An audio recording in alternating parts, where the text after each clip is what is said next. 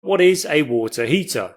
Well, let's have a quick look at some of the main parts and then we'll go through them in more detail.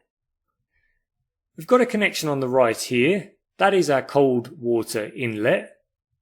We've got another connection on the left, and that is our hot water discharge. So cold water coming in on the right, that's our cold water inlet, and hot water discharged on the left. This is our temperature pressure relief valve, and this will open if we have a over temperature or excessively high temperature within our water heater, or if we have a high pressure or an overpressurization scenario within our water heater. You can see we've got a heating element that's coming in to our water tank, and this heating element actually has a resistor inside this tube here. That's what makes the heating element. The resistor is connected to an electrical supply. You can see the electrical supply here. Our calc is calcium and other minerals that are separated out from the water and solidified on the inside surfaces of your water heater.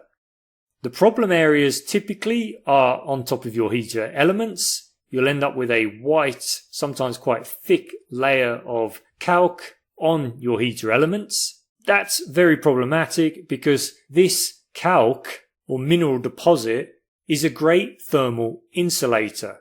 Inside the water heater itself, we've got this long rod here. That is an anode. It's a sacrificial anode, typically manufactured from magnesium or some sort of zinc alloy. And that'll wear away over time.